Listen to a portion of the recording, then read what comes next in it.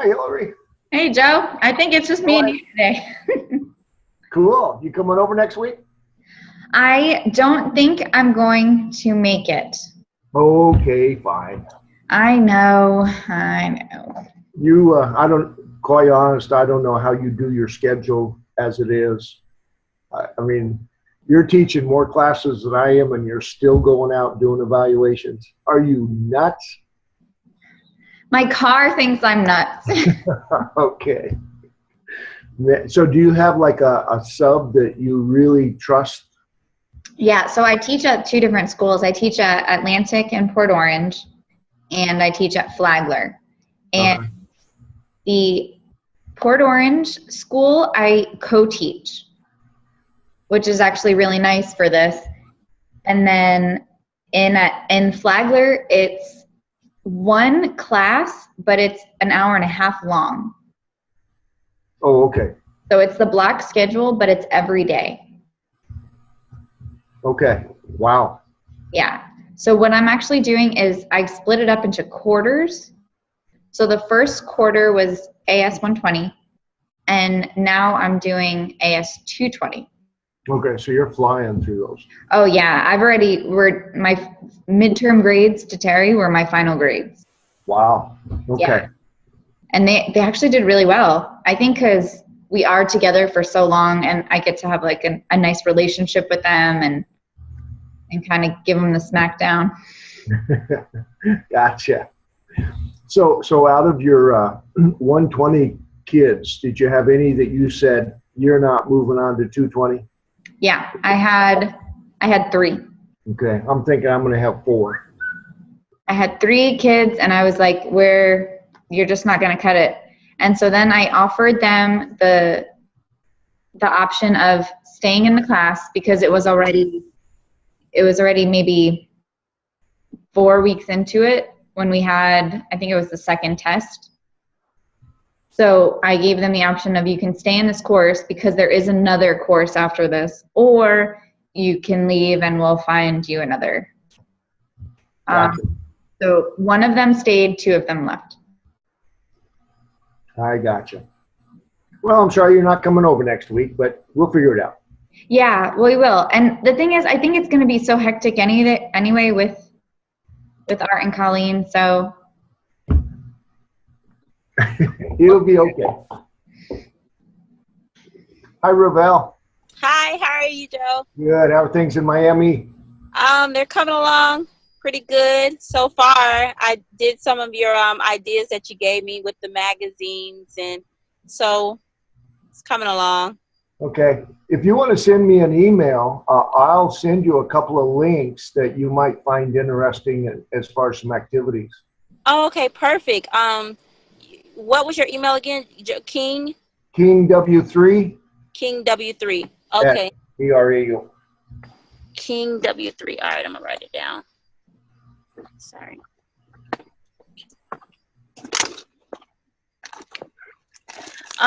Hillary, I had a question for you. Well, Joe, maybe you can help me as well.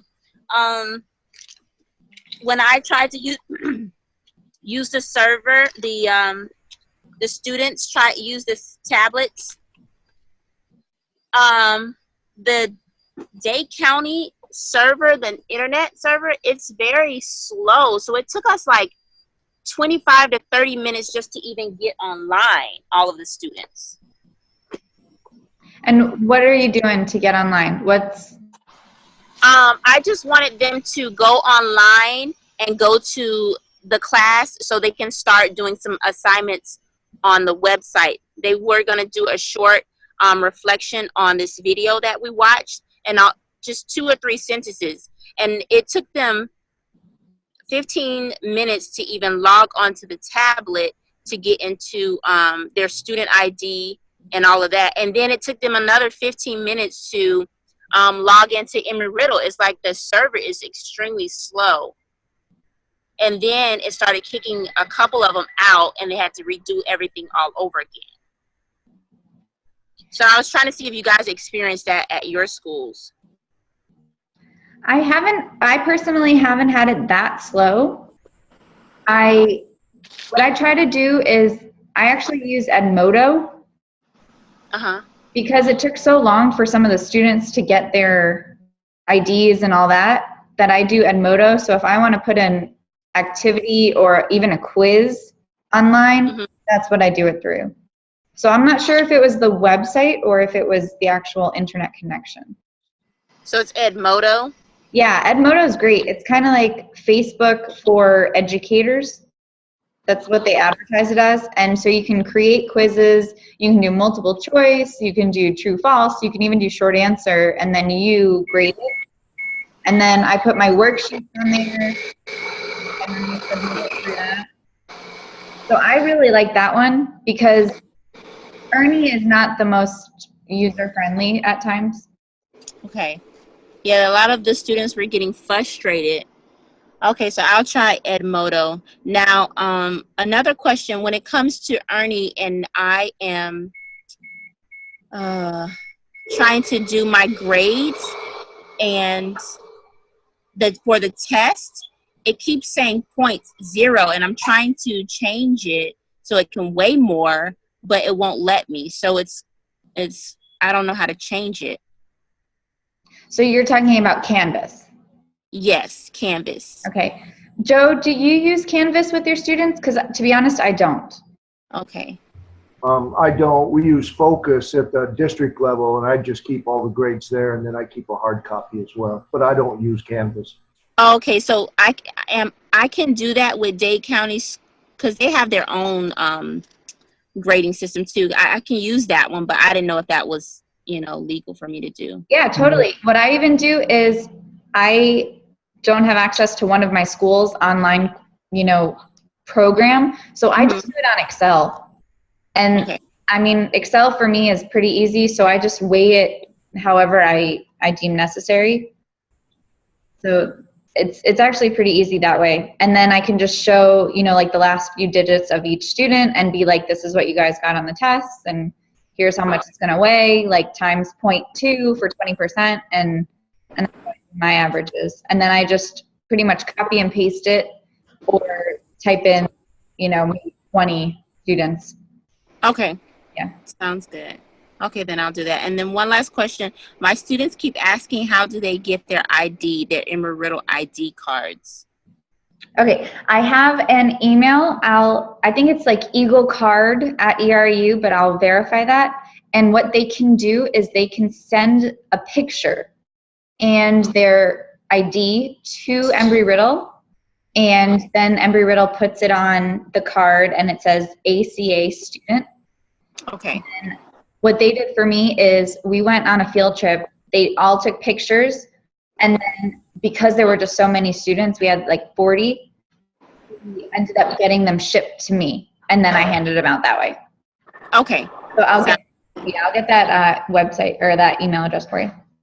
Okay. And Joe, your email again is kingw3@erau.com. Yeah. That's his email? Right. Okay. Sounds good. Thank you. That's all I had. Thank you, Hillary. Thank you, Joe. Take care. Joe's awesome. He's an all-star. Yeah, he is. I know he is. He helped me out a couple of weeks ago. It really, I was stressing out. I was like so frustrated or whatever, but I'm getting the hang of things now. So thank you guys. Well, it's unfortunate, but you're totally not the only one that's frustrated. So. Okay.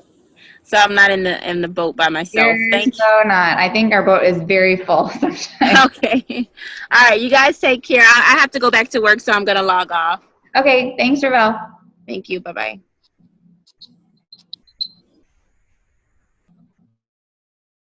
Well, Dale, hi. I haven't seen you in a while. How's everything with you? Well, I think I'm such a different animal, this hybrid thing that I'm doing. I don't know that I don't know that I have anything to even talk with you about, honestly. Mine's working fine. I go on, I've got 5 high schools. I log on, I do a 50-minute with them. I record it. I put it on YouTube. Probably starting next term, I'm going to try to figure out how to do it on Canvas. But, I'm just teaching, and the teachers take care of all the classroom stuff, all the tests, all the grades, all that stuff. So, yeah, I'm just a talking head for 5 hours a day. I don't really have a lot of the frustrations I think y'all are having. What's scaring me right now is I'm starting to look at 220, and I've already projected out my schools are across different counties. They're taking spring break at different times. So I may have 5 different schools spring break scheduled to try to incorporate into teaching. And, right now I can see I've got at least 3 of them are taking 3 different weeks. So I'm going to have them kind of spread out all over. All that really does to me is just add, workload on, because I got to remember what class I'm teaching what. It's not the same class every day. And hopefully they all get to the same point at the end at the same time. But if there's a midterm or something like that I've got to get the midterm done by a certain date, I got to figure out, And then, of course, the seniors, they quit going to class the last 2 or 3 weeks. So I've got to have the final done for them before, and I got one school that they're all seniors. So when the seniors finish taking their tests, that last 2 weeks, they're not going to be coming to class anymore. So I'm really worrying about, the structure of building the class to try to accommodate that. And the fact that, I got a fairly extensive background in aviation. I can wing a lot of sea stories to fill in stuff. I don't have that for UAVs. So I know what's in the teaching guide, and I've been going over that, and don't have a warm fuzzy that I'm going to be able to answer any questions that come up, So anyway, 220 has kind of percolated to the top of my red flag list. I'm in the backstretch on 120. I don't really have any issues with 120. Because I'm teaching 220 now. What I'm doing is I'm having, I split mine up into quarters in one of my classes because it's block schedule every day. So I get that hour and a half. And I'm on module 2 in UAS. And because I taught it last year, it's really not so bad. What I end up doing is I make sure that I kind of backtrack it and give them about 1 to 2 weeks in class to do that last project. Because that last project I've made into a serious deal. I elaborated all of the grade sheets. I've pretty much changed the format that I wanted it in. I want it written, and I want a presentation. I want them to do this for 30 minutes. And it's about 4 kids per group. So, 30-minute presentation, that takes at least 3-ish class periods. And then I have them grade not only each other in the team, but I have them grade each other as judges, kind of. So I've expanded that out a lot. And that's what I want almost them to focus on, because to me, it incorporates everything. They have to, I haven't decided if I'm still going to be an agricultural specialist, but I want them to try to create a company. So I give them the first 2 or so days in creating your company, have a background, make a logo, do that whole thing, make up who you are. Why are you important? So some people are astronauts, and some people are, previous CEOs of Boeing. And so they get to have a little fun with it and more of a business proposal that way. And then I have them pretty much research the 5 or so main components of this UAS that they're going to try to sell me. And so in this sales pitch, they're going to, what we did last year was I have an agricultural, like a strawberry field, and they have to monitor if I have any leaks in this irrigation. And so they found out what cameras would be good, how much it would weigh, how fast it would go, and that kind of thing. They have to build it from scratch. So if you want to make it quicker, then they can use something that's already out there and make them use that. And then they have to explain each of these components. They have to tell me like what frequency they're going to be on and how long the duration and endurance and all that fun stuff. How many days a week are you teaching? I teach every day, and I teach every day my 2 classes in Atlantic, which is AS 121 and 357 right now. Next semester it will be 220. And then I drive up to Flagler, and that's my block schedule. where this second quarter of the first semester is AS 220. And then next semester, it's going to be 121 for that one semester because it's the block schedule. Yeah, see, my issue right now is we do 3 days of lecture and 2 days with the teachers in the classroom. So again, I'm trying to modify the modules to fit, how many days, how many weeks do I get for a module? There's 10 modules. So I'm trying to kind of figure it out so that, I'm not rushing at the end trying to get something done, because everybody that's been teaching for a while has been telling me, man, the spring is tough because the students have to leave to go take exams for, ACT, SAT, whatever. They don't give any notice. They just, hey, tomorrow I'm not going to be in class. So I'm scared quite a bit about just trying to schedule and keep the thing on some kind of a coherent schedule. And then if I'm doing 3 lectures a week, the teacher in the classroom has to have a hands-on activity that's hopefully reinforcing what the lecture is. So, like I said, this hybrid modality that we're using, I don't really have anybody to turn to and go, how'd you do that? Because everybody seems to be doing something different. Yeah, I'm teaching in the classroom 5 days a week. Well, then I don't know what you're doing, how that's going to really help me what I'm going to try to do. So anyway, that's where I am. And I told everybody I'm not worrying about 220 till we get there, but I find that I can't not be worrying about it. And like I said, I've kind of got 120 suitcased. We're in the home stretch. They've only got a few things left to do. But anyway, if you can think of things for 220 that you can share. Yeah. Well, what I would do is probably do 1 day a week as flying the sim, flying the sims, flying the drones, flying the sumos, and then the other day a week, even starting that project. So, the first maybe 2 weeks, have them create a business and start writing their paper on who's what position. And then is that one of the modules, or did you just make this up totally on your own? I would say I made like 60% of it up on my own. One of the papers there are on Canvas is the outline of this, and I'll send it to you. I'll send you I have a rubric, I have a team evaluation, which I think I still have, and I have the outline in which I want them to do it. So by the end, they end up with like a 15, 20 page paper, and they end up with a 30 or so minute presentation. And then I come in and I usually have 1 or 2 guests, whether they're UAS specialists or just some random person. And so they have to present in front of us.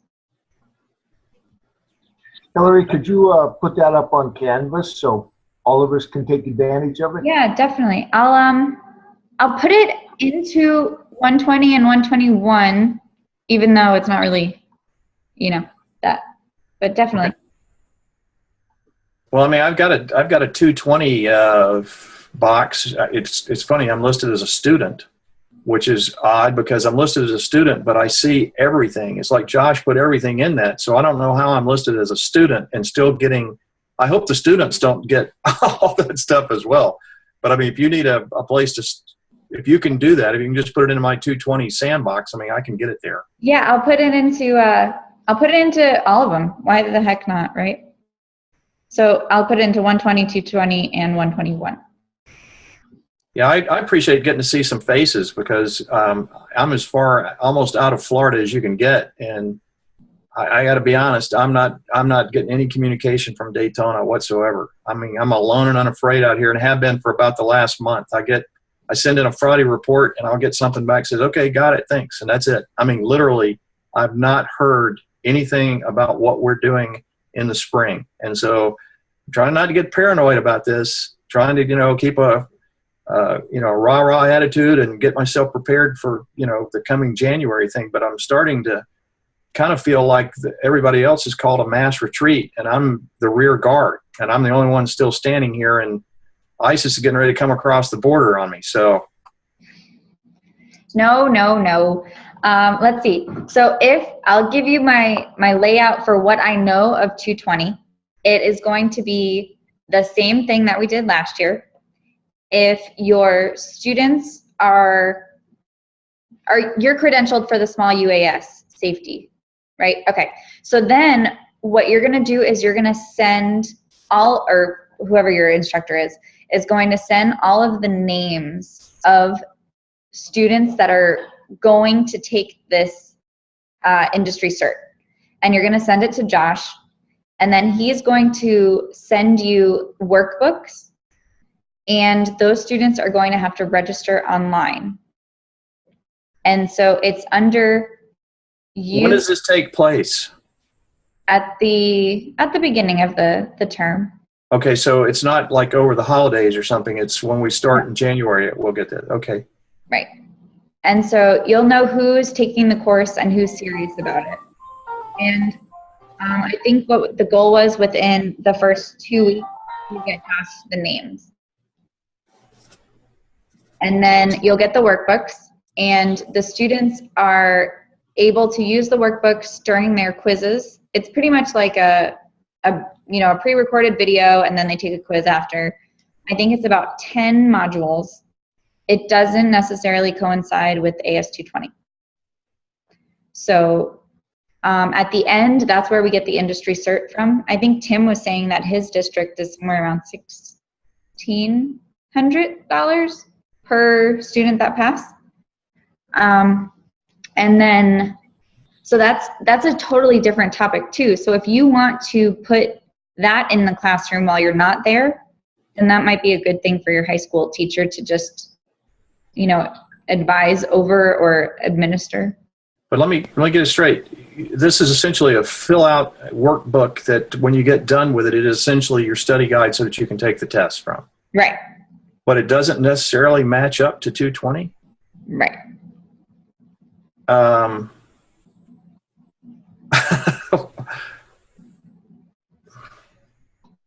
just trying to figure out how a teacher in the high school that has no background, no experience in this, they're going to ask me, why aren't these the same? Why isn't what we're doing in the class matching up to what's getting them ready for the cert? Anyway, not trying to be a hard head here. I'm just wondering, you would think that, it would be very efficient if that lesson guide that they fill out to get the industry cert would actually help them with their final, that they were kind of tied together, not two separate things. Yeah, Am I Captain Obvious here? Is that what? Yeah, all the students are like, we haven't gone over this yet. And I'm like, I know. Just read it and take it seriously, because a lot of the students want to just hit next, and then they want to take the quiz, but they can't do the quiz. Like, this is all new information to them. So they either need to do it towards the end or actually pay attention in class. So yeah, I don't think you can skip around in that online course. I think the online course, you have to do one and then move on, and it doesn't necessarily coincide with what we're teaching. Well, that online course, is it kind of like the one we did in Orlando? It's exactly that. It is. Oh, I hope they redid that book, because we brutalized them on that thing. Because, I'm sure your flying experience is probably somewhat like mine. In the military, you have a NATOPS exam you take yearly. You do an open book that you go through to kind of prep you for the closed book. In the open book, when you look for a question, you find it verbatim. So at the end, I told them, I said, you can't have an open book that doesn't actually have the answer in the book. They didn't change it? Oh, man. All right. Yeah. So it's going to be fun. I'll say that will be a word we'll use. It's going to be interesting. Where are you flying? Are you just using their gyms as best you can? I go out in the hallway. For what we do is we spend about 3/4 of the time going through the PowerPoints, and then we spend the last 20 or so minutes. We go outside in the hallway, not outside, but and then I talk to the coach, and he says every Tuesday and Thursday we can actually use the gym.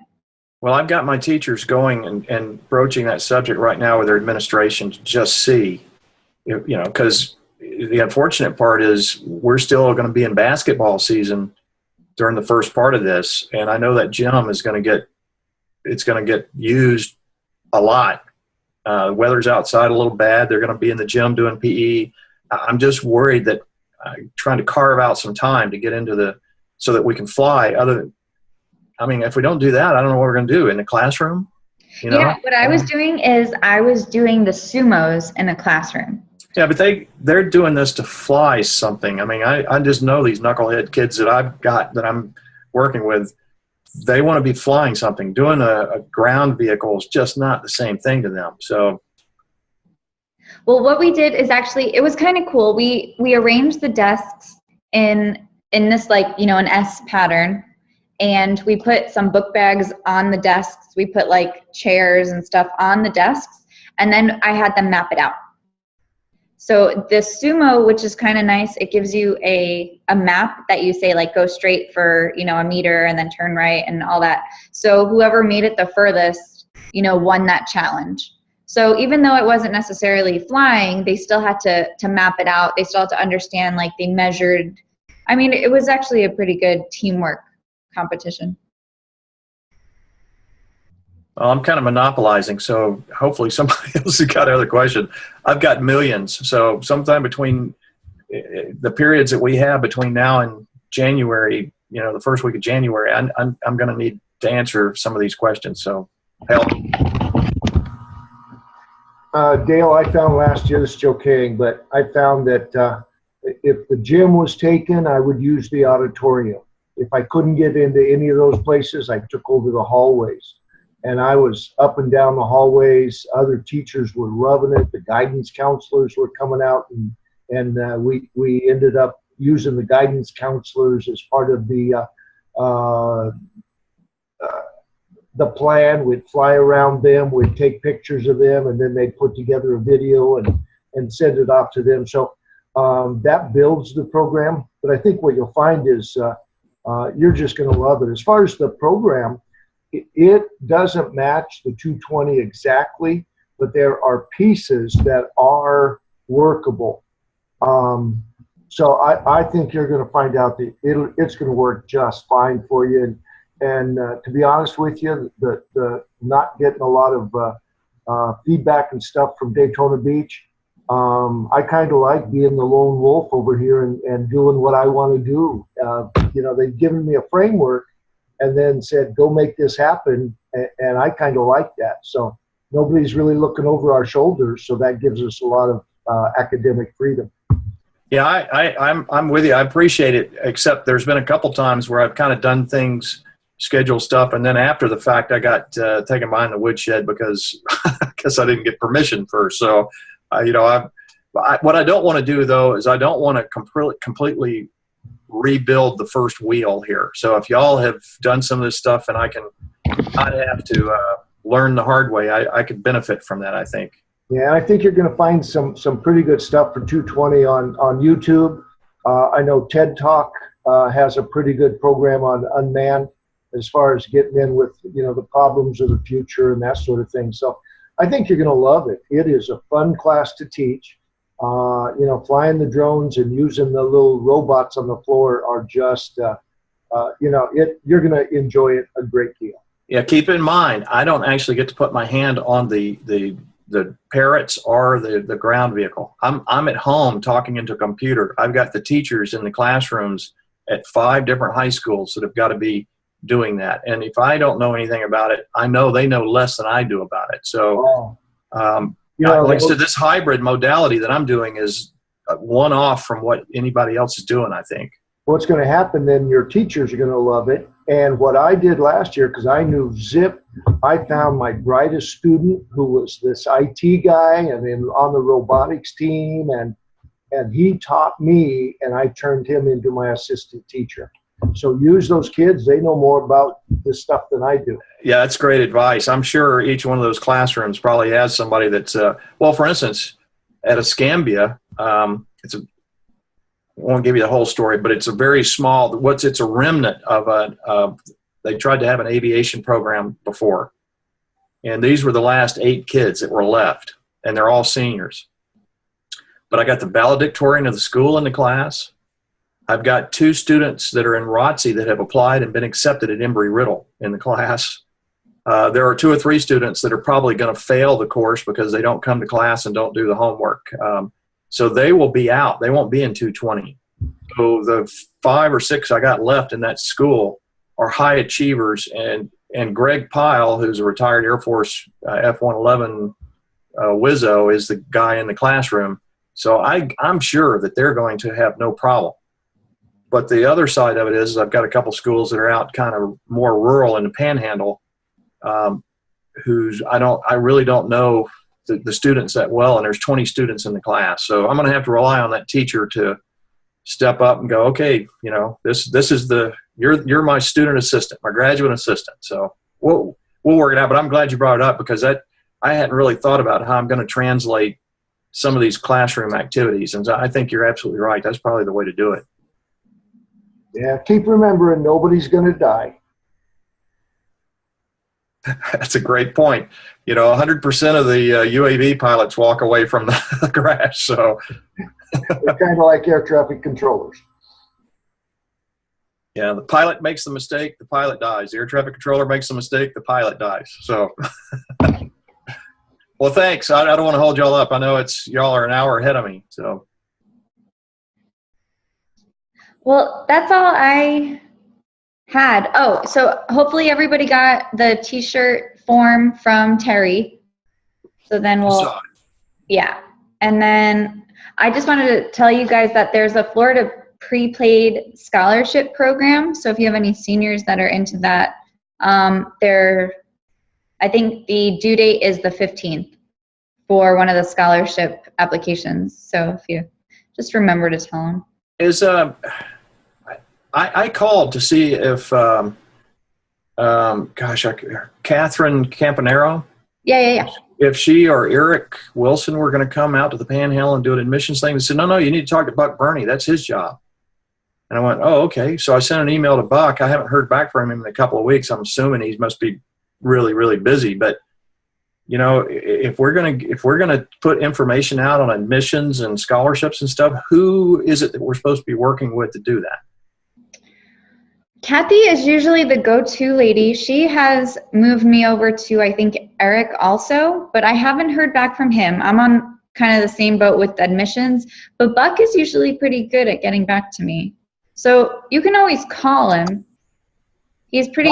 Is there a plan? Is there going to be somebody come out to the Panhandle, or could they do a Zoom or a Skype to the schools? I mean, as it is right now, the individual teachers are. I'm telling them, hey, look, I'm not a regional manager anymore. You need to contact Buck Burney or Art Jameson. You know, I don't carry the water for him anymore. So the school needs to be contacting somebody. I just want to make sure I'm putting them in contact with the right person here. Yeah, Buck is he's like the marketing specialist. So yeah, he's the one that will do some of the motivational speaking and a little bit more of the admissions. That's where he's working now. But I know he has been pretty busy in the past week or so. But I'll reach out to him and see what he says about the Panhandle, if he maybe has like a date estimate that he can maybe make a little tour or something. Hey, Hillary, I'm sort of in the same boat. I don't need Buck because I don't need my kids motivated, but I've got 5 seniors who have gone over to Embry-Riddle to the open house. They're working on their application. I'm telling them to get their file open and get that bucket going. I would like somebody from admissions to come over here and sit in front of several classes and talk about the process. And so is there somebody specific in the admissions office that is traveling the state? I had Eric Wilson come up and do that last year for the Panhandle, and he went to 3 or 4 of the high schools, and they had an assembly, and he talked to, you know, a group. But I understand that he's got 3/4 of the state of Florida, and he probably just literally cannot do that this year. I'm fine if they could just do a Zoom or a Skype or something and answer questions, but you know, we're going to wait until it's pretty late in the game. Fortunately, the students that I have that are, you know, pretty motivated, they've already done applications and been accepted. But a lot of the students are, frankly, probably like me. You know, you wait till the last day to start thinking about applying, and somebody needs to hold their hand a little bit, I think, from admissions. Yeah. Because Kathy used to be our region, but at like the East Coast-ish, but I know they've changed things around a little bit. So I'm not sure how the workload has been separated, or, you know, if they found someone new and all that. But Buck is kind of the ACA, you know, marketing guy. If that answers. Well, I mean, I agree with, I don't need so much marketing. I mean, I'm in the schools I'm in. The students that are in there, though, that are thinking about going to college, whether it's this year or if they're juniors, maybe next year, somebody needs to start that ball rolling, plant that seed with them on admissions. How do you do it? What's step 1, 2, 3? And, you know, what scholarships are available and that kind of stuff. So I don't know that Bucks necessarily don't want to need to do that. Maybe it's Eric Wilson. Maybe they can just do a Skype or something. Okay, I'll talk to, yeah, I'll see what they say. But what I was just referred to Eric, and then I know that all I know is that Buck is working with admissions. But yeah. Okay. Good, that we'll do it. That's all I have. I mean, if that's all you guys have, then I guess it's a 37-minute meeting. Thanks. Appreciate it. Great. I'll be here next week if you want to discuss, and hopefully we'll get some more questions answered. See you later. Bye.